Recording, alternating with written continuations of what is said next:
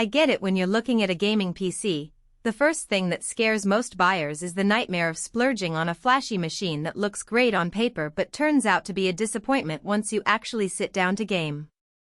I've seen people go for cheap pre-built rigs, only to end up dealing with constant bottlenecks, cramped storage, or a GPU that can't keep up with today's titles. That's why I wanted to see if the ASUS ROG Strix G16CH feels like a smarter buy, or if it's just another case of looks good, performs may. Link is in the description if you want to check the product details on Amazon. The first thing I thought about when I pulled the box apart was the balance between raw power and everyday practicality. This model packs an Intel 14th Gen Core i7-14700K that can turbo up to 5.6 GHz, 128GB of DDR5 RAM, a 4TB SSD, and an RTX 4060 Ti with 16GB of GDDR6. On paper that sounds like a dream for 4K gaming, heavy multitasking, and even some creative work. But the real question is, does that configuration translate into a smoother experience for the sort of person who wants to game a few hours a night, stream, and maybe dabble in video editing without paying for a workstation? Let's start with the CPU. The i7-14700K is a beast for single-core tasks, which means games that still rely heavily on that one thread will feel snappy. In my tests with titles like Cyberpunk 2077 and Elden Ring, the frame rates were consistently in the high 60s at 1080p, and I could push to 144 Hz on a 144 Hz monitor without hitting the thermal ceiling. The chip also kept up when I threw a couple of background apps, Discord, a web browser with a few tabs, and OBS for streaming into the mix. That's the kind of multitasking you actually do in a living room setup, not the sterile lab environment you see in marketing videos. Now, the GPU. The RTX 4060 Ti sits in the middle of the current NVIDIA lineup.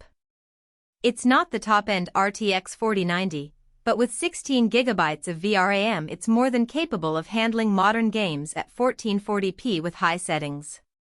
I ran Valorant and Fortnite at max settings and never dipped below 120 frames per second, which is perfect for competitive play. When I switched to more demanding titles like Starfield, I dropped the resolution to 1440p and kept textures on high. The result was a steady 7080 frames per second, which is still a very playable experience.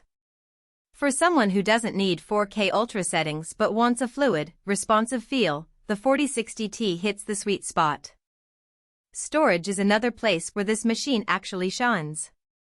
A 4TB NVMe SSD means you can install dozens of games, keep a sizable media library, and still have room for large project files if you dabble in content creation.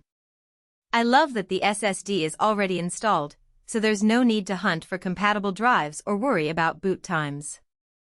Games loaded instantly, and my video editing software recognized the drive speed right away, shaving minutes off render times compared to a typical 500GB SATA drive you might find in cheaper builds.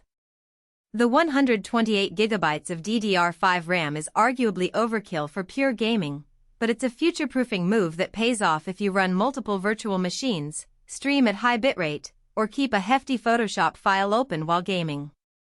I set up a dual-monitor workspace, one screen for the game, the other for OBS and chat.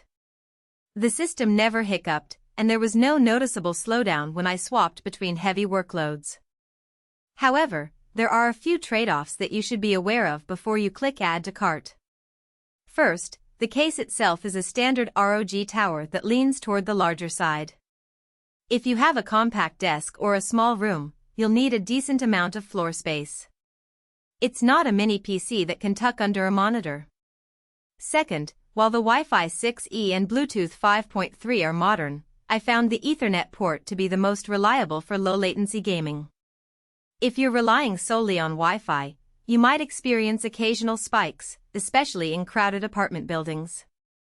Third, the RTX 4060 Ti, despite its 16GB VRAM, can still be a limiting factor if you decide to push into 4K with ray tracing enabled. It won't break the game, but you'll have to dial back some settings to stay smooth. Who should buy this machine? If you're a serious gamer who wants to hit 144Hz at 1080p or 1440p without worrying about future titles, this is a solid pick. It also makes sense for streamers who need a reliable CPU and enough RAM to handle encoding while playing. Content creators who need fast storage for 4K video footage will appreciate the 4TB SSD and the extra RAM headroom. Finally,